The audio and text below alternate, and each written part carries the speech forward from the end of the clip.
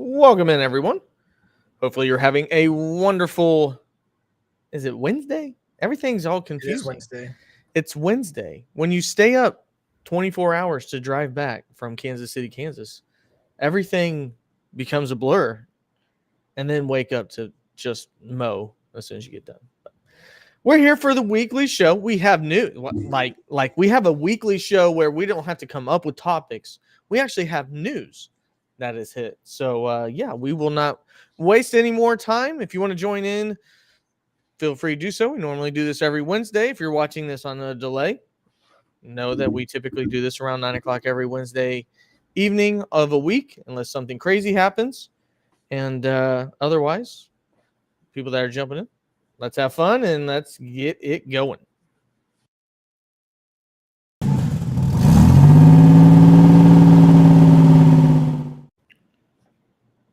Welcome all. Hopefully, you're having a wonderful evening again.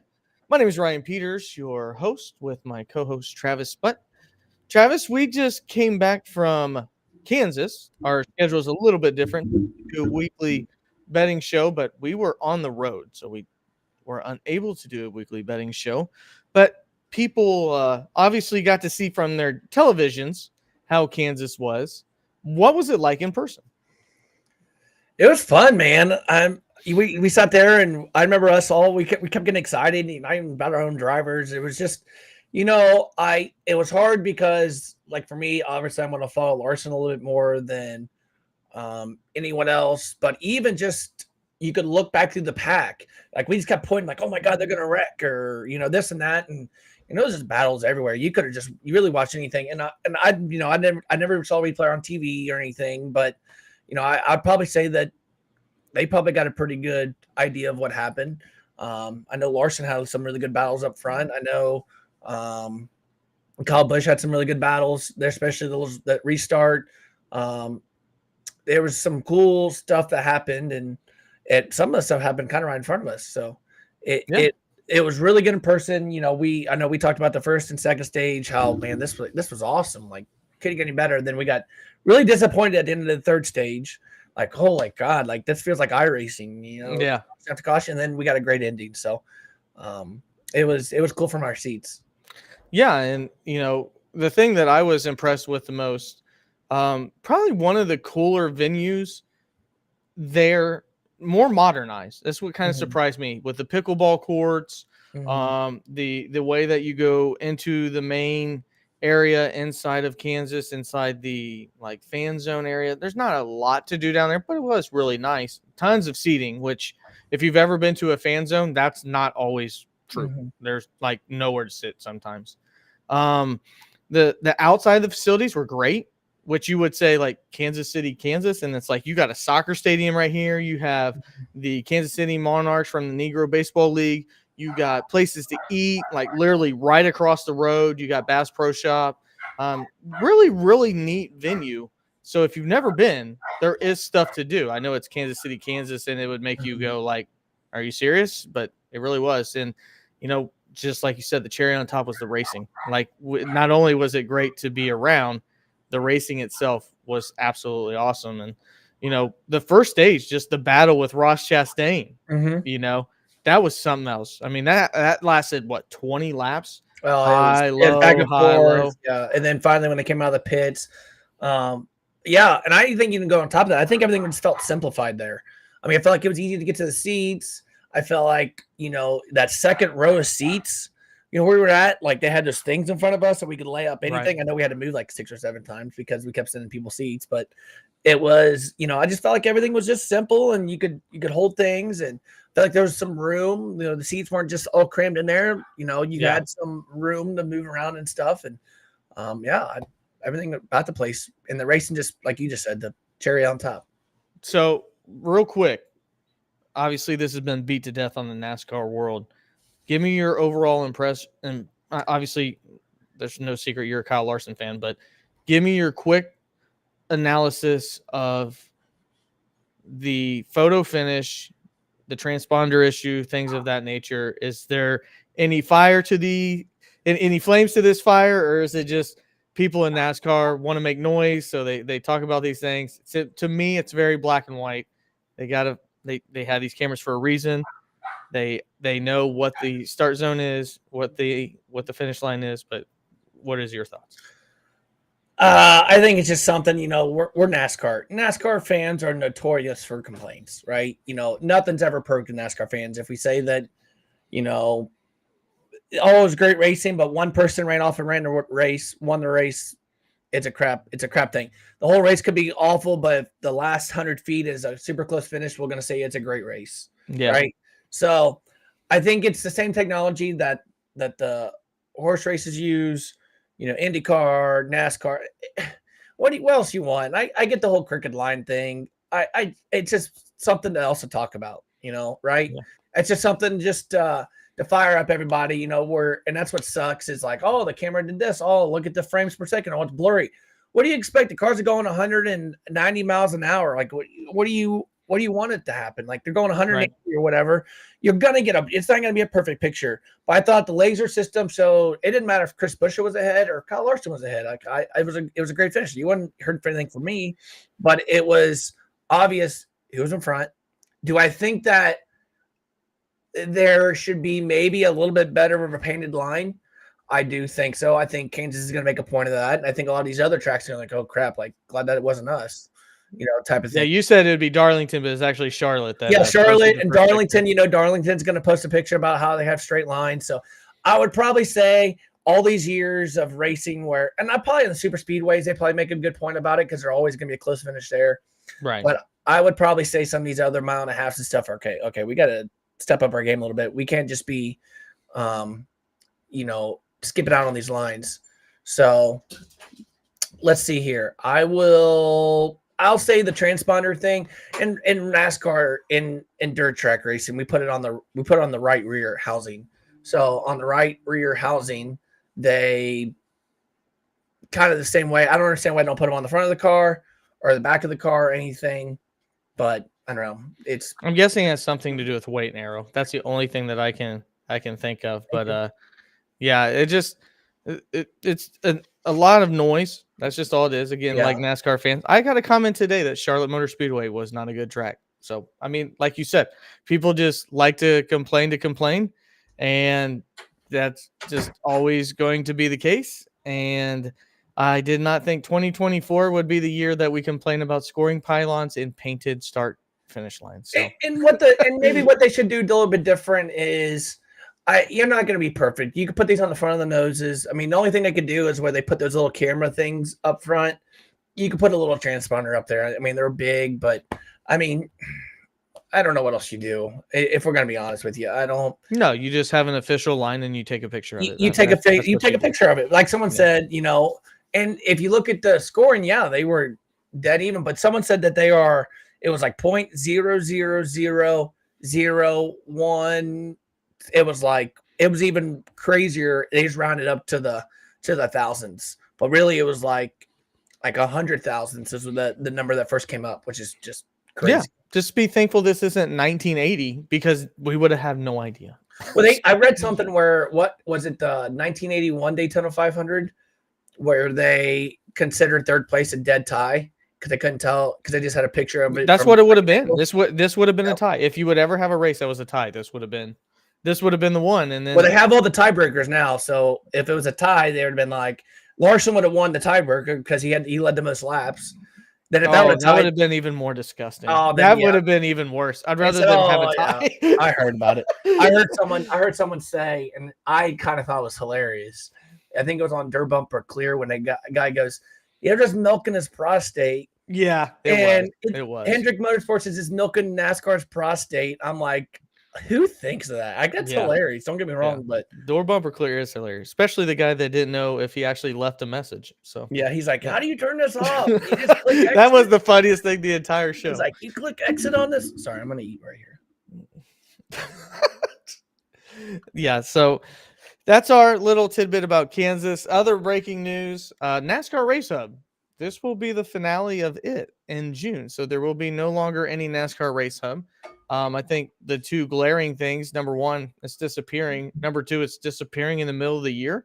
So once, I guess, Fox ends their television, they're not going to do anything with NASCAR, which doesn't make sense because they also have the license with the new TV deal. But yeah, something that I enjoy watching from time to time. I think that's kind of like any cable show. They're going to have their forced commentary that is not very original. Hopefully, you come here for that. But at the end of the day, there is some news that you can learn and some things you can learn from NASCAR Race Hub. Yeah, I mean, I remember when Friday first came out, I always tried to get home because they always were around 4:00, and then they moved it to 5:30. And heck, I recorded almost every episode just to watch or whatever. As I've gotten older, I haven't been able to watch it as much.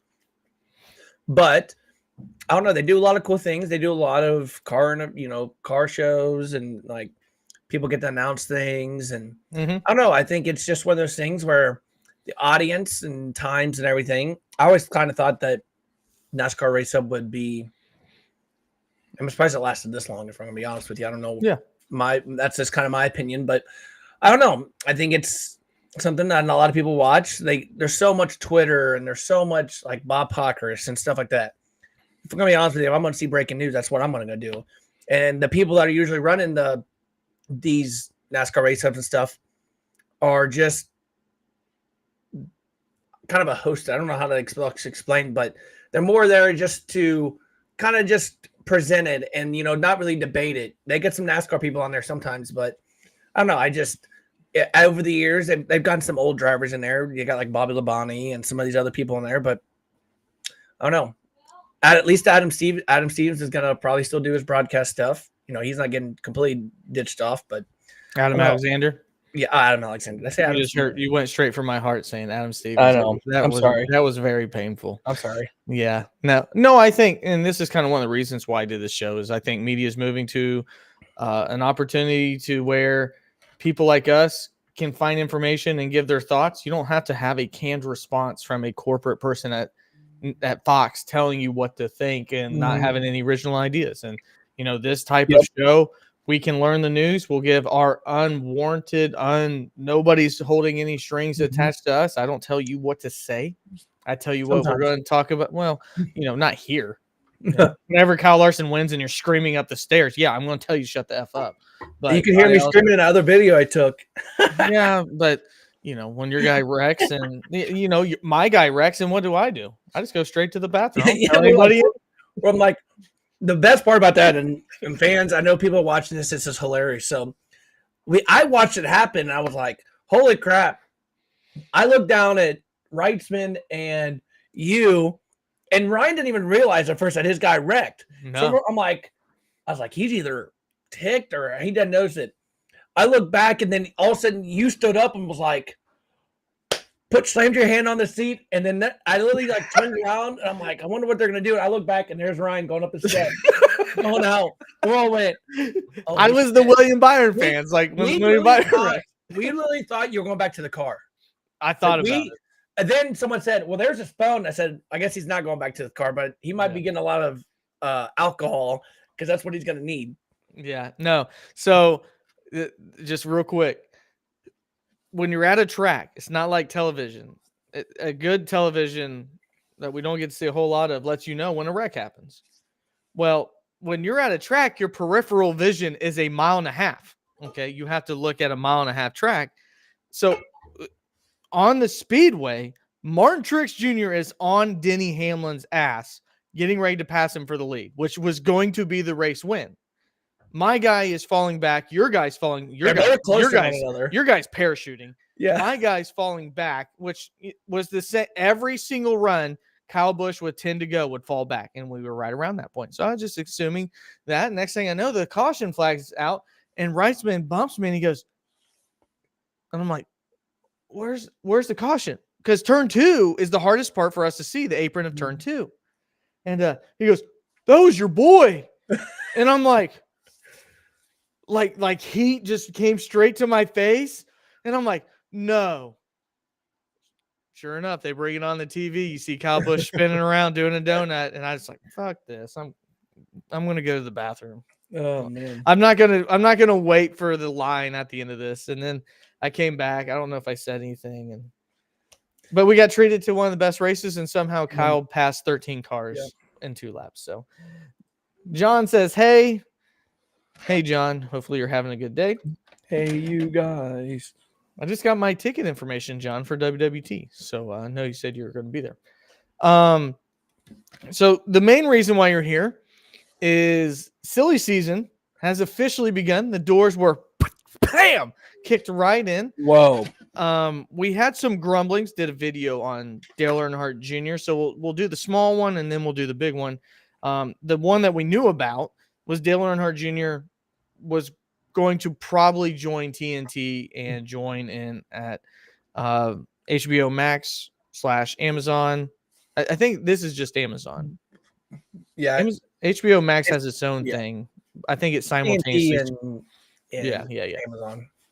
So Dale Earnhardt Jr. officially announced doing those is 10 races, right? 5 and 5, TNT and Amazon. Yeah. I think he had some 10 or 12 or something like that. Yep. So we know that he will be the color commentator. We don't know who will be the play-by-play. We do know that Rick Allen is halfway through the year getting dumped for play-by-play at NBC. So it'll be interesting to hear that. I think a lot of people hope that it's Alan Bestwick that joins Mr. Dale Jr. A lot of this was kind of expected. Anything that you want to add to it, Travis, hearing this officially? I mean, they wrote a fat check. Let's just be honest with you. Anything they can get him out of NBC, and I mean, that's a fat check. I think he loved NBC, and he had, he was doing Indy 500. He was doing a bunch of other stuff. I mean, Amazon had to write a fat. I mean, given Bezos can write a fat check, right? Yeah. So, I think if you look at, he what's his name's going to go there? Alan's going to go there. You think Alan? Which one? Yeah. Rick Allen or Alan Bestwick? Yeah. Oh, sorry, Rick Allen. My fault. As much as we want Bestwick to come back, I mean, I think it's more of a purist in us when we say we want him because that's what we grew up on. That's the voice. When you look back, you look at him. I don't ever remember the guy that used to be on NBC whenever he used to wear the uniform. He always was the first person to come on. Oh, I can't think of his name.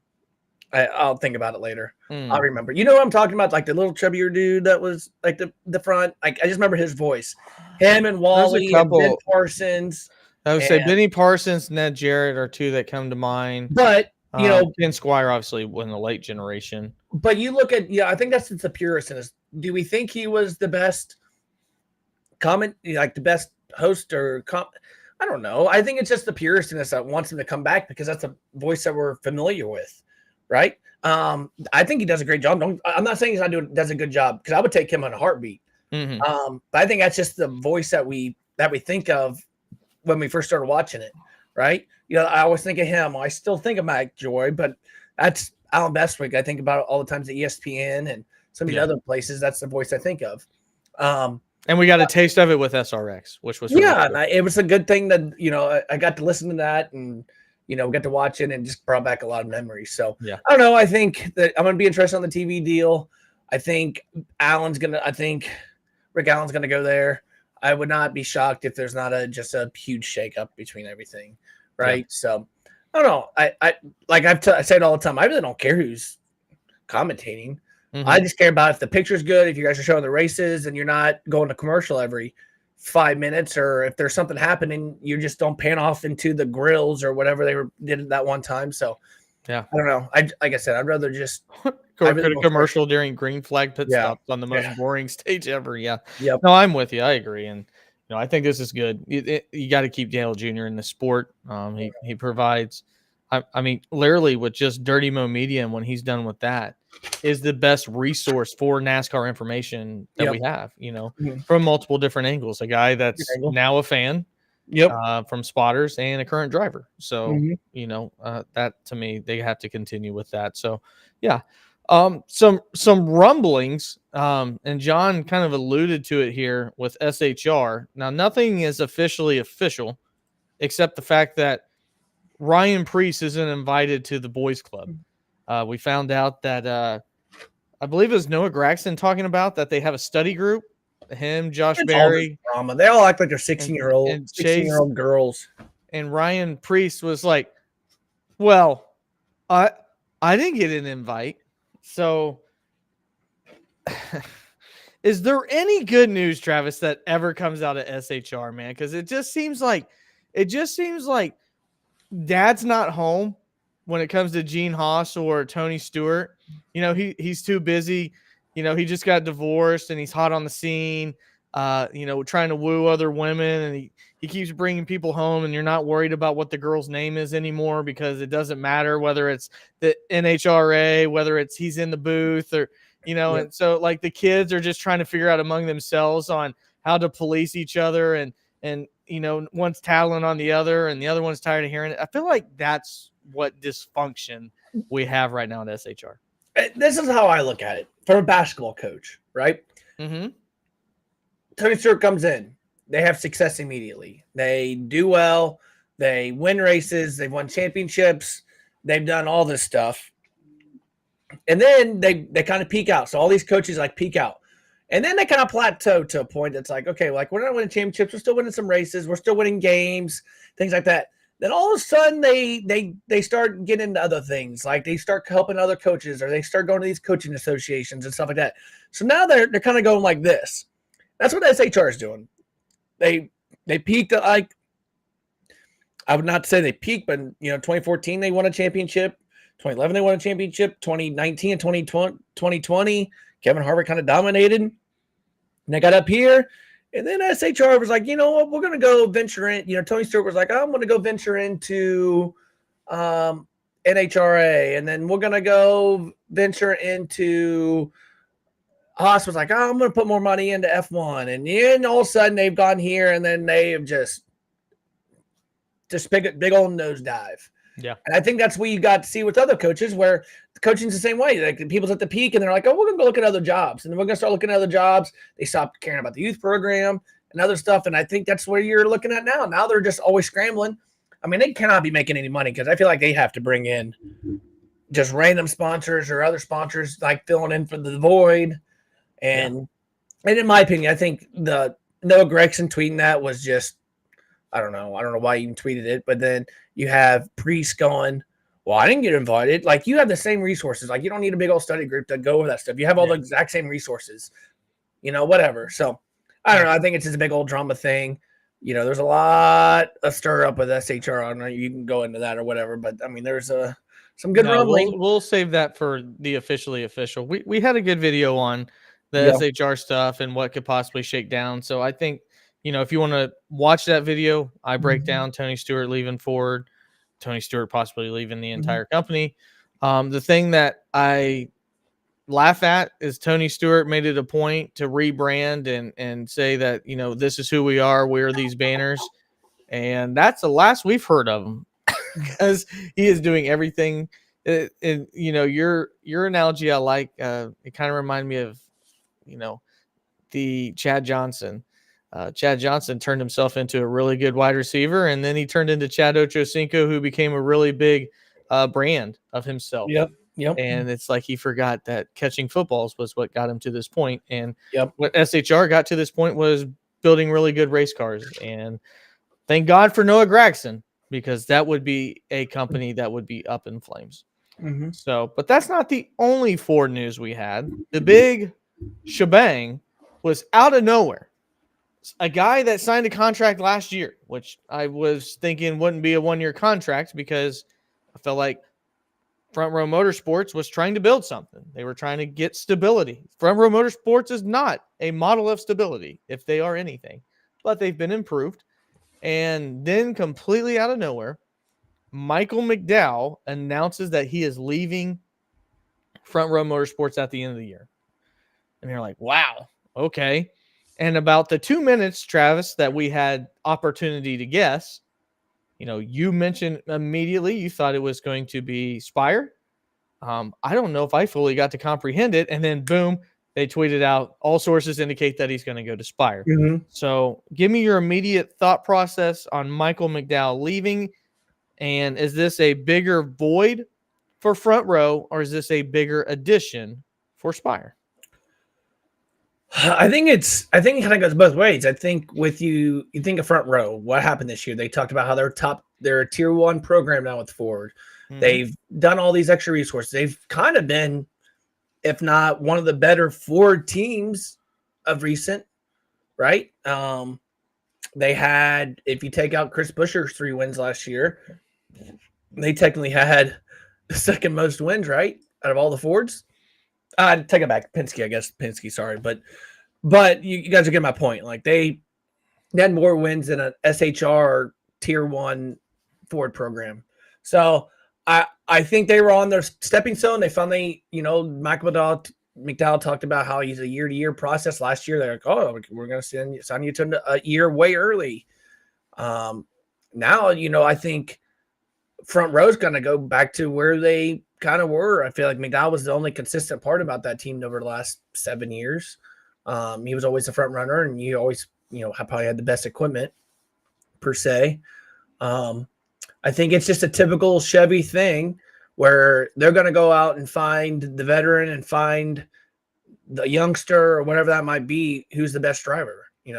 I think Chevy, if I'd be honest with you, I think Chevy probably pinpointed this a little bit and say, hey, we got to step up the program a little bit. So obviously Spire's probably going to get some more influence and some other stuff. And I think that's a good move by Spire. But if you look at the results, it's almost like he's downgrading. But like I just said, I think Spire is probably going to get some more support from Hendrick and some other stuff. And if we're going to be honest with you, that Trackhouse Spire thing is weird anyways. Right. Because Trackhouse is building the Zane Smith car, and they have ECR engines and the support from Hendrick. Sponsorships and like I said, I keep going back to it and saying it's. I think it's a weird. I think they look back at it now, and I think that's why everything's announced so quickly, because I think they're like, okay, this is not working. Like we are contradicting each other, hardcore. So. On the other topic, I think it's a great move by Spire. They get someone in there. I feel like they've never had just the consistency. They haven't had a veteran in there that's won races, that's been in some different positions. You can kind of call Corey LaJoie a veteran, but what's he won? Has he even won a Xfinity race? Has he ever won a truck race? Right. I don't think he's won anything like that. I think McDowell's won races. He's been to playoffs now. I think they're looking at it going, all right. We got to get someone in here that does a little bit what they're doing. And I think to that point, Travis, the biggest winner is Carson Hocevar, because Carson Hocevar can bounce things off of a winner. Mm-hmm. He's not been able to do that. Zane Smith's not that guy. Zane Smith looks like he's never run a car before, and maybe because he's running a mutt car, or maybe that it's a little bit of everything. It is. Corey LaJoie. We talked about him being in the top 18 last year for the first half of the year, and it has been straight Corey LaJoie ever since. Mid-20s, getting outperformed by his teammate Carson Hocevar immediately. And, so if I'm Carson, you got to have that guy. The reason why Hendrick and the reason why Joe Gibbs are so good is not just because of their equipment, but because those are the top talent ever. And you hear Denny Hamlin go, I struggled at these tracks until Kyle Busch taught me how to run it. Mm-hmm. I struggled at this track until Martin Truex told me how to run it. Yep. And Carson Hocevar is like, I got data, but I ain't got racecraft. And it still takes racecraft to run. Yep. You can say this is the breaking point, but what's it feel like? What's it, how much understanding of the bumps and all these other different things and how to be a professional, which Michael McDowell has. Spire doesn't have that, and now they do. And my question for front row is, are we now going to be are they Rick Ware again? Because that's what it used to be like. Are we getting Anthony Alfredo a full-time ride again? Are they now the defunct looking colleague? Because it looks like they're colleague now. I mean, I like Todd Gilliland, but Todd Gilliland's not going to be the guy that's the flagship driver of your successful motorsport team. So, if you're Bob Jenkins right now, who are you getting? And that's where this is where silly season gets fun. Does Trackhouse lend Zane Smith to a team that he used to drive for with Front Row Motorsports? I mean, I don't think it'll happen. I think Chevy's got him, but it could be like a Chris Buescher type of thing, where Chris Buescher got loaned out from Roush to drive JTG, right? I mean, you got to look at a lot of things like that. Was there a bridge burnt there whenever he left Front Row because he was their prize pupil? I don't know. I think you're going to look at that. I firmly believe that I wouldn't be shocked to see Harrison Burton be there. I think Harrison Burton kind of ended his partnership with Wood Brothers, and I don't know, like what Ford drivers are good. Here, I mean, here's the thing I look Not at. Harrison Burton. Here's the thing I look at. Think about Riley Herbst. What's he been doing lately? He's been running some Cup. He's ran for Front Row.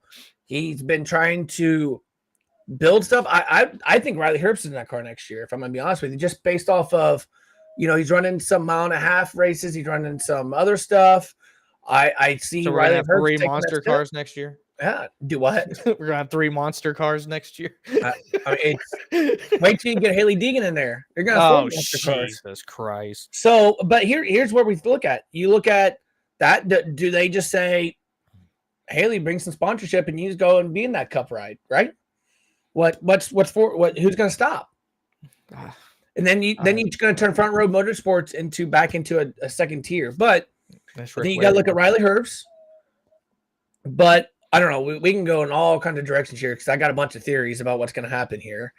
But that's how they're going to probably play out. But I think it opens the door for a lot of things. If you're Bob Jenkins, who do you want? If you're realistically, if you're Bob Jenkins, who's the call that you make and go, okay, I got Todd Gilliland.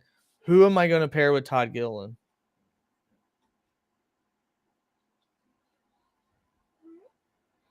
And it's got to be a Ford driver?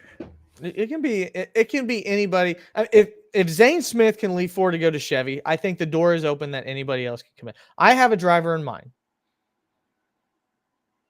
I don't think they get Heim. I'd call Cole Custer. That's the call that I would make. I would call Cole Custer from what he's been able to do in the Xfinity, win a championship, be competitive, have the Ford brand. I would call Cole Custer. And this is where we talked about through our text and stuff, where I think eventually Front Row and SHR are just going to combine and then sell 2 of the charters. So that the Cole Custer move makes sense. The Cole Custer move makes a lot of sense because if they combine, but then you also look at, okay, who's the other 2 charters? Does Trackhouse buy them? Does Trackhouse buy Colleague? And then, like I said, I didn't think silly season was going to start this early, but I also didn't think silly season involved Michael McDowell either. Yeah, so, I didn't either. I mean, like when he signed a contract next year, I don't assume that means the following year he's going to be racing for somebody else. Especially this early, but they haven't had that much success since moving to more of the Tier 1 program, but a lot of Fords on either. So I don't know. I just think that it's crazy to think, what's going to happen. He had Loves as a big sponsor. What's Spire going to come up with? Man, that's a lot of what ifs and a lot of stuff that, void. But like you said in the text, if it comes to the point where they get a bigger share of the revenue, you don't have to find so many sponsors. The sponsorship model goes a little bit different. So crazy. A lot to discuss and a lot of guesses you can make. But I think, like I said, I think if you look at, I think Chevy had a big play in that. Chevy probably had their eye. I mean, he used to be a Chevy driver 8-9 years ago. Right. For LFR. Yeah, when he was destroying the wall at Texas. Yeah, man. Yeah. So I don't know. It's interesting and big move. Kind of didn't see that one coming. Yeah, you can see the other moves happening, but that one was like, holy crap! If we're gonna say a driver's gonna be there, it's gonna be Riley Herbst. It's gonna be Riley. That's my guess. If SHR and FRM don't combine, SHR, I mean, Riley Herbst is going there. He's had some races with them at the plate tracks. He's also trying to grow. I think his time at SHR as an Xfinity driver is gone. I think that's kind of the leadership that he goes to. Yeah. And it's amazing too with silly season. We hear that Kroger's is very much possibly leaving as a sponsor, and that JTG Doherty is going to maybe down to 2 owners instead of 4.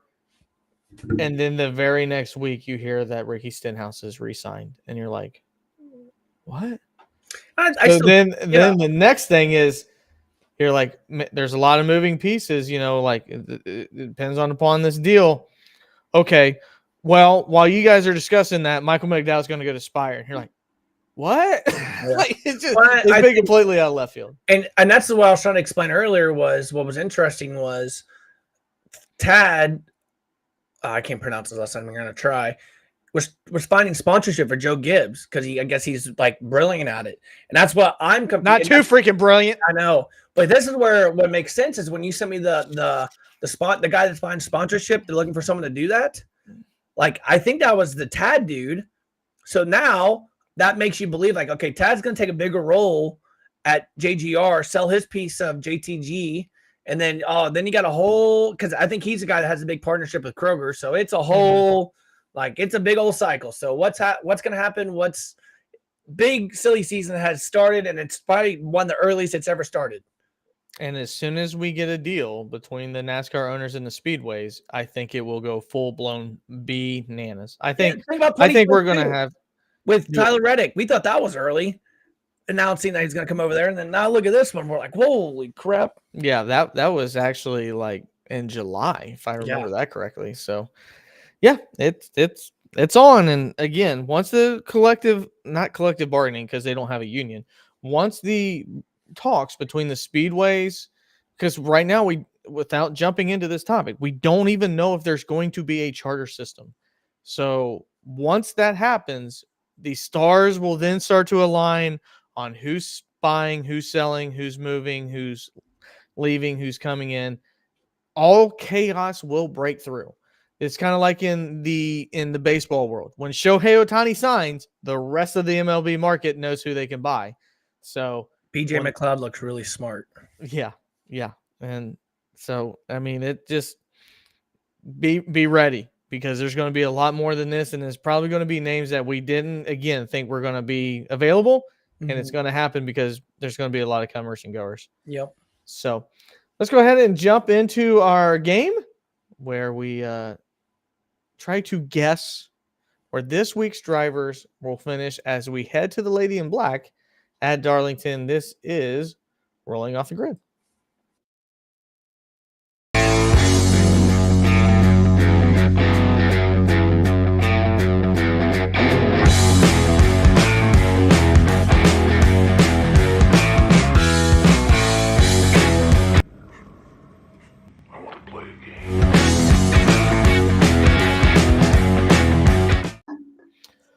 All right, so here we are with our points. Big week for me. I was the only one to score points last week. I was close. Todd Gillen had to gain 4 spots in the last lap. Yeah, and if I would have stuck to my stupid pick of John Hunter Nemechek getting 15th, I would have got 2 more points. But I said he'd get 10th. And I had a bad week. I'm disappointed. Yeah, Joe had a bad week as well. We still only have one correct answer for each of us. So I'm going to share my screen. You and I will play this game this week. You are leading, so I will let you have pole position honors. Here comes Daniel Hemrick. No, everybody's favorite darling that we now cannot pick because he's inside the top 20. Oh, man. 7th. Wow. He's going to get 4 straight top 10s. He is the lone bright spot. Oh, I thought you had Hemrick. Oh, my God. Actually, that was the 7 would have been LaJoy. Hemrick's was it 7? That would have been bad, too. Do Tyler Reddick. Do it. Top of the line. I don't think he'll win. He really disappointed me last week, and that's probably why he'll win. I'm going to say a solid 5th. I feel like Tyler's been making too many mistakes lately. Yeah. Give me someone good. That was. Oh my God! Are you kidding me? He spoke it into existence. 23rd. Poor guy.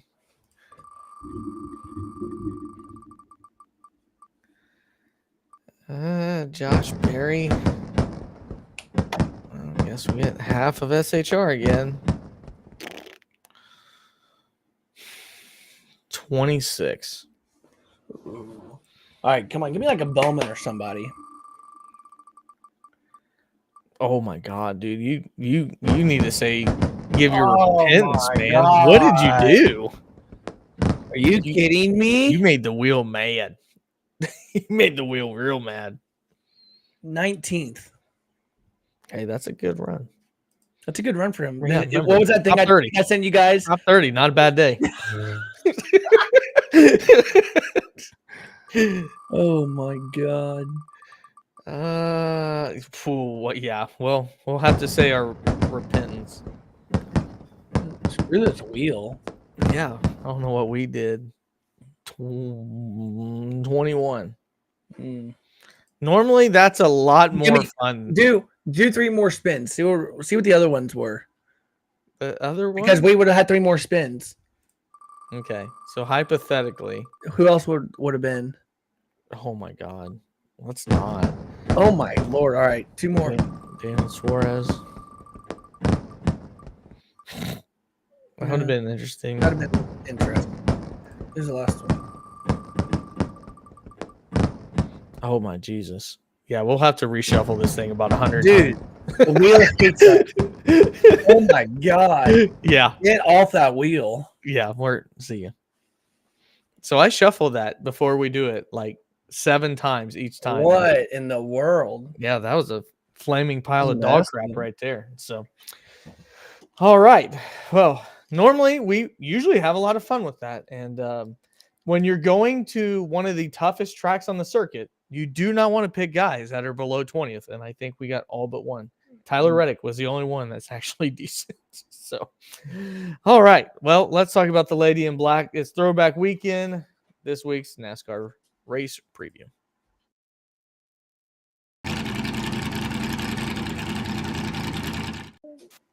So, we all got a win last week.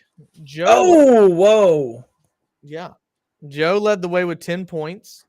You got your 5. So, yeah. Rough. I have a feeling Joe won't lead this week. Nope. Joe, in the spirit of throwback, went with Corey LaJoie's Razzle Dazzle. Actually, maybe this is just punishment for Joe making these picks, Travis. Maybe that's the wheel saw this and was like, this is ridiculous. So Joe went with Zane Smith, Joy.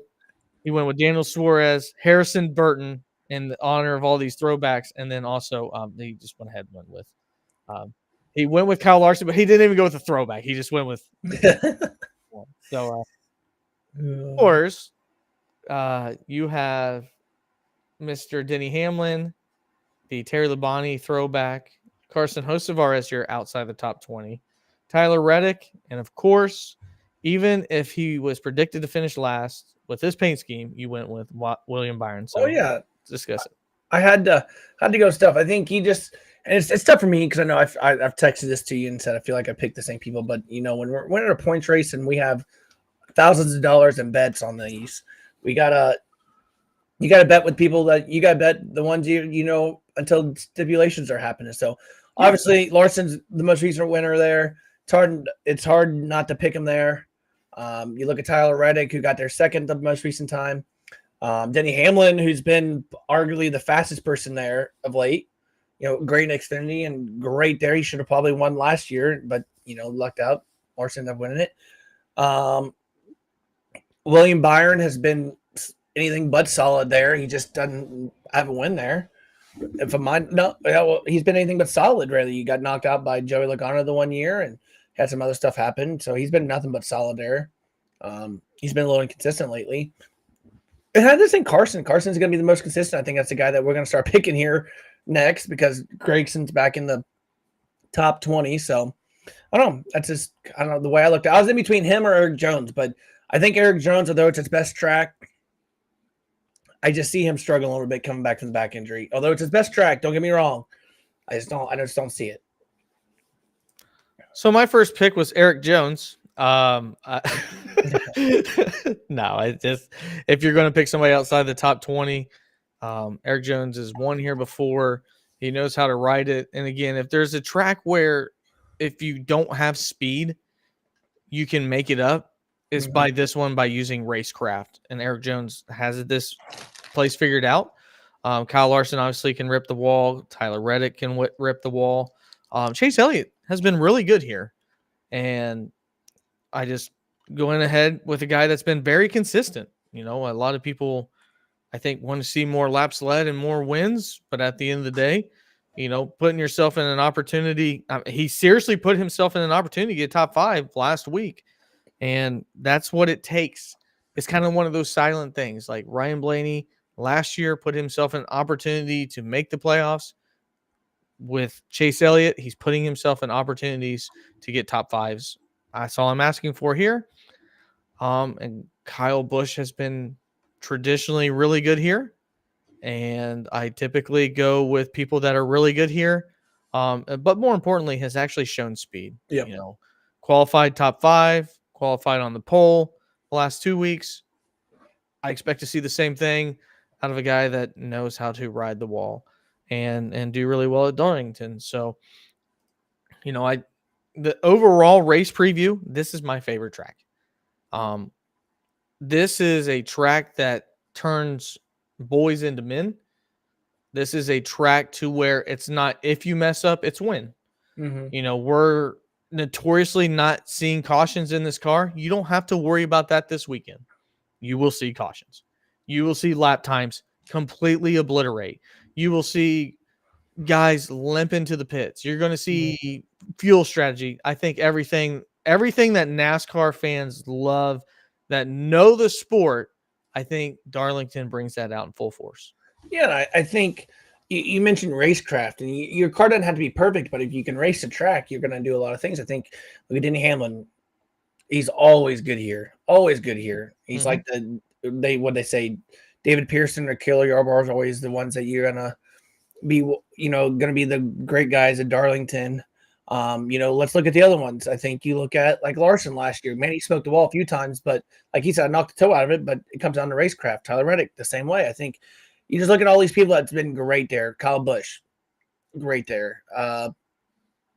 You know, it's something that it takes from the boys to the men.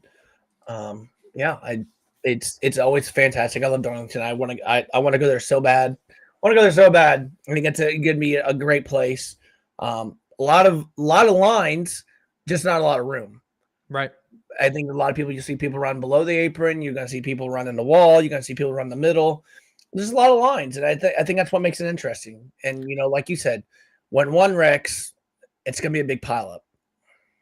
And I think, too, that, you know, if the average fan's not used to watching this or doesn't understand Darlington, you made a really good point.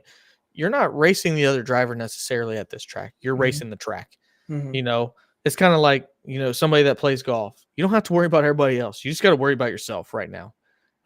That is never more prevalent than I think at Darlington. And you got to look at the wall too. And this is what I've just learned from iRacing, where you run the wall. But what's interesting, or a lot of these like Kansas places, like they go around and the wall still extends out. Where running the wall at Darlington, that wall is dead straight off the wall. So really, you can't run the wall all the way off the exit. You almost got to dip back down a little bit so you don't hit the wall coming out of the exit. So, it's interesting, and it's gonna be fun. It's always a good race. All because the guy didn't want to sell his minnow pond. That's why we have the 2 different turns at Darlington. There's guy had a minnow pond. He was asked to sell it. He said no, and they said, "All right, well, we will build around your pond." So, thankfully for the guy that owned the minnow pond, that's why we have one of our crown jewels. And the only other thing I'll say, probably the most disappointed I've ever been with throwback schemes in recent memory. I literally traditionally make a show of throwback schemes, and I went this today, and I was like, this is awful, and very disappointed in that. And I think you and I talked about this. A throwback should be something that's 20 years or more away, not something that, you know, we've seen some 2017 throwbacks. We saw 2014. We saw, you know, a lot of these throwbacks. It's like the 2009 one, and maybe it's just because I'm a Jeff Gordon fan. it was very, very iffy. Like, okay, like that is a decent throwback, but it's like, that wasn't 20 years ago. That's 15 years ago. Like, give me something that was 20 years ago. I think if you look at Joey Gase's team just came out with a Dale Earnhardt throwback. Like, that thing is sick. Like, thing is pinpoint. That's pinpoint accuracy. Like, great job. Great job. I don't know.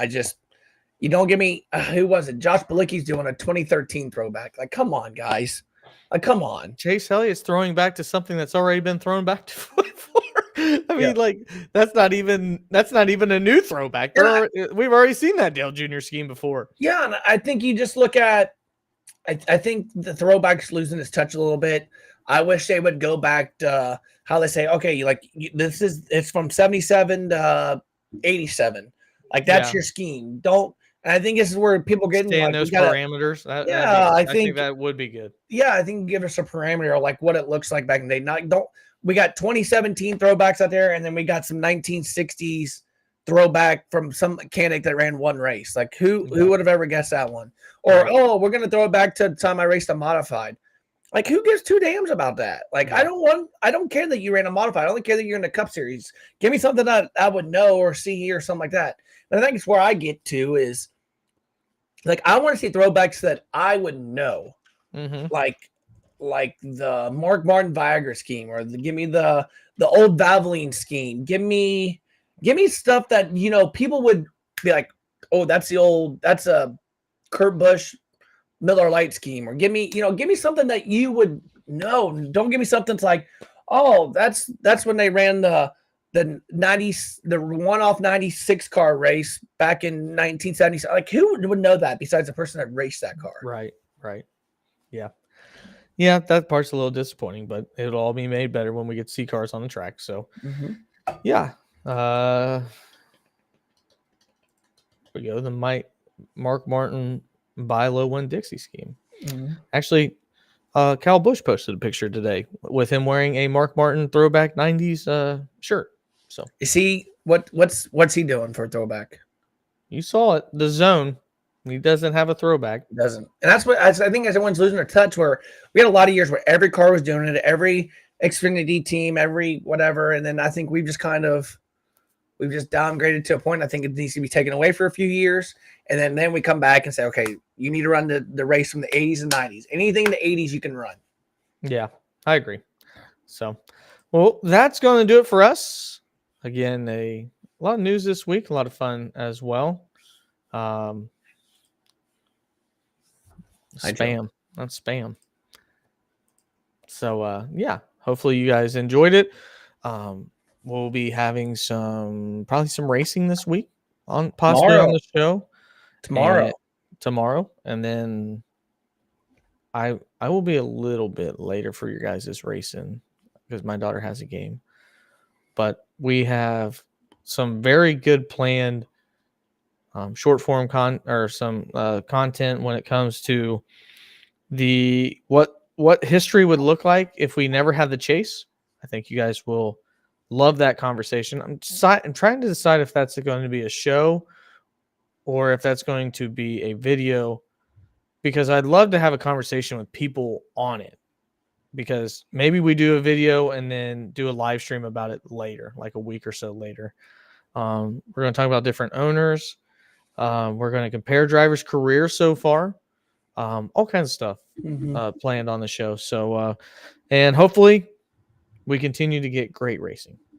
I think that's the most important thing. So, Travis, any parting words? Nope. Have fun in Darlington.